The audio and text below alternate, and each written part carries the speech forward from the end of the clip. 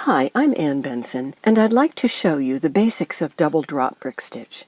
It's very similar to conventional brick stitch.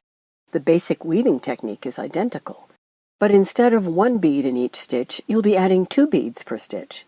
It works up very quickly, and I think it's a bit more stable at the start than conventional brick stitch. The first row is still a looped ladder, but you're picking up 2 beads for each stitch. And when you turn to start the new row, pick up 2 stitches worth of beads, better known as 4 beads.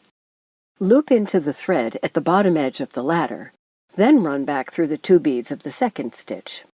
To continue the row, add 2 beads for each stitch, and bring the thread out of the bottom of the last stitch. On the third row, if you're still shaping outward, pick up 4 beads and proceed in the same manner as the start for the second row.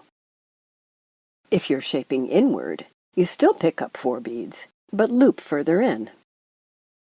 One of the things I like best about both conventional brick stitch and double drop brick stitch is that it can be used to shape a weave pretty dramatically. To shape outward, which might also be called increasing, just ladder out as many stitches as you need. Then build on that ladder in the usual manner.